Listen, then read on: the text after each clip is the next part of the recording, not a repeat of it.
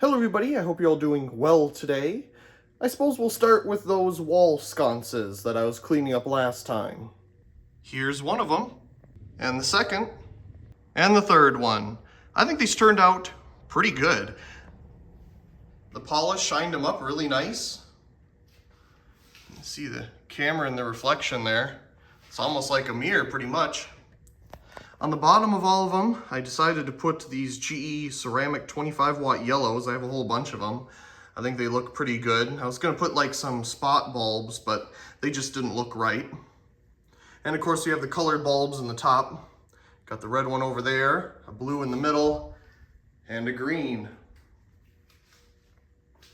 There you can see the medium to candelabra base adapter that I believe is original to these fixtures. It's kind of a nice look right there. You got the blue one and the red one in the background. Got the clear middle piece here.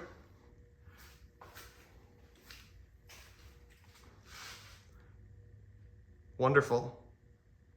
Picked up these power strips a while back. Of course, I always love these older ones with the actual outlets on them, unlike the modern ones that just have strips of metal that touch the prongs of the plug. These things are just so much better. Anyway, I want to put one of them here on the front of the workbench. Why is that? Well, I've always had one on the front of the workbench. My dad has one on the front of his back home. He has this exact same outlet thing up here as well. And it's always nice to have a couple different places to plug things in while you're working with power tools so that you can keep the cords away from the work surface. So what I'd like to do is run the cord underneath the top here, create a hole, and plug it into this outlet right here on the side. Now I have two different kinds here. This one has the cord come out of the top. This one has the cord come out of the side. I'm not entirely sure what one I'm going to use yet, judging by the length of the cord and how long it'll reach and whatnot. Obviously this one coming out of the top is a little bit closer than the one coming out of the side, but the one coming out of the side is nice because then the cord isn't coming out of the top. If something were to fall on it, it's not as vulnerable as the one that has the cord coming out of the top. So I think what I'll do first is get a hole drilled over here somewhere that will accommodate for this plug. And then we'll go from there, choosing what one will be the best one with the length of wire it has. I decided to put the hole in between two boards. I didn't want to put it right in the middle of one of them. I felt that would reduce the structural integrity of the board, so I thought putting it in between two of them would allow each to still have a decent amount of structure to them.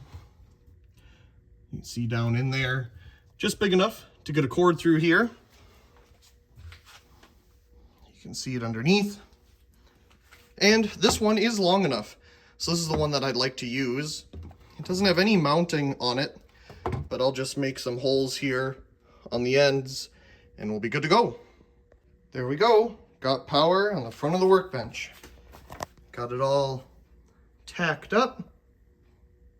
Goes across, up, and to the outlet. I was hoping this would fit through it too for the little freezer, but unfortunately because it's an angled plug, it doesn't. That's okay. I'll get an appliance extension cord. I know I have one somewhere, and I'll just plug it in over here like it has been or something. Or maybe if I find one, maybe it'll fit through there. Either way, both are being used by the light here and then the power strip. But that's wonderful. Now we have power here on the front without having, if I can pronounce my words today, cords hanging over the workbench or coming from another angle. And now we get to hear the fans in the background because it's starting to warm up. But anyway, we got two cheap SSDs in again this week. Where are they gonna go? I like to put one here in the HP business desktop, and the other one I want to put in the old Dell Optiplex. It does have a SATA port. We'll see if it works with it. I don't know. It's worth a try though. These SSDs are so cheap. It doesn't really matter, but we'll start here with the HP. With these business class machines, it's usually quite easy to get inside of them. And pretty much everything's toolless, of course. Just push down this button here, pull back and up on the CD drive, put it off to the side. Of course, we have a hard drive right here, but I'm just going to leave it in there because this thing's so small and light it really doesn't matter, and there's no way to really mount it without using double-sided tape. Or you can of course get a bracket and do it the right way. But I'll just leave the original hard drive in there. There's plenty of room here where another drive would go, so there's no harm in that. We'll just unplug the power and the SATA naturally, and plug it into our SSD, and we're good to go. Just set that there. It'll sit right in place just fine. Put our drive back in, and we'll push it up in there and make sure the cords are away from power supply and whatnot. Put the case back on, and let's turn it on. So this machine is still counting all of its memory. Found out, of course, that the battery inside was bad, but that's okay. I got plenty of them. So replace that. The battery inside was at 0.5 volts, so I replaced it with one that measured at 2.8. That's close enough to 3. Hopefully that'll stop this from happening and it'll remember. That's my guess anyway. Got a new clock battery installed, and that solved that problem, so good thing there. The old one was at 0.5 volts, the new one's at 2.8, so that's close enough to 3, and it's working just fine now. Got Windows 10 installed on the SSD. Boy, it took a while at the very end where it says, you know, we're getting things set up, it's an amazing experience and all that kind of stuff. And then it just said, we'll be ready soon, and it said that for like 30 minutes. But eventually, it did come to a screen where we just had a mouse, and it didn't do anything else except a mouse. I could hit Control-Alt-Delete, and it would bring up a screen, and I could get windows, such as the task manager here. And so I just restarted it, and then everything showed up. We got our, you know, our task bar at the bottom and everything, but there was no background image.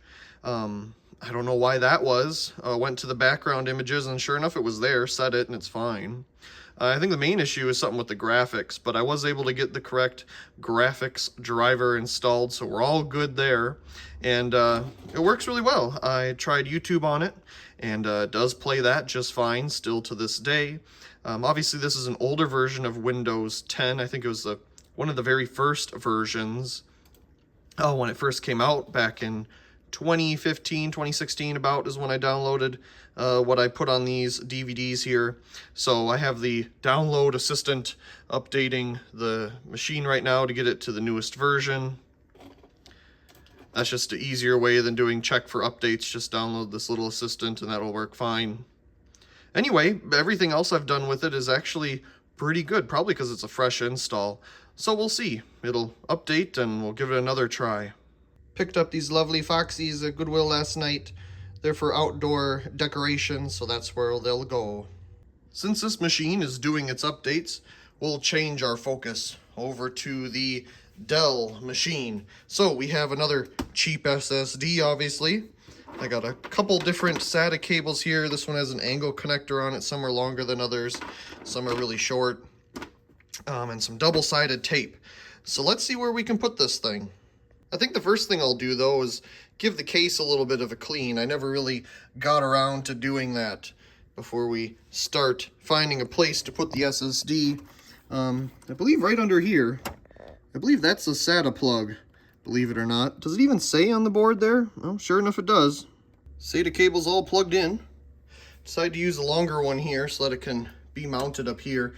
I was originally going to put on the power supply, but I thought the heat directed, you know, directly from that was probably an issue. Obviously, it's still right above it, but at least there's an air gap.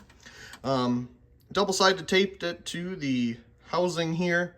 Did need one of these Molex to SATA style plug adapter things. I had one lying around, thankfully. I'll need to pick up some more because you never know when you might need one. Either way, we have it up here. Now I think we just need to enable that port, and we should be able to see our new drive. With the HP all updated, we now change our focus back to the Dell. No surprise, the original battery in here was bad too, so replaced that while we were at it. And now we're just setting up Windows again. Well, it did find the SATA drive absolutely fine. Detected it, didn't have to turn anything on. I'm surprised, I thought I'd have to do something. It was just any other Windows XP install, nothing fancy. Got Service Pack 3 installed, and that's really about it. So I already started taking things apart when I realized I didn't even say an update about it. But it works absolutely fine. Of course, it's not really that big of a speed difference. I just wanted a cheap SSD solution to a little bit more storage, and that worked out. As always, I really do hope you enjoyed this video, and also please come rate, share, and subscribe, and thank you very much for watching.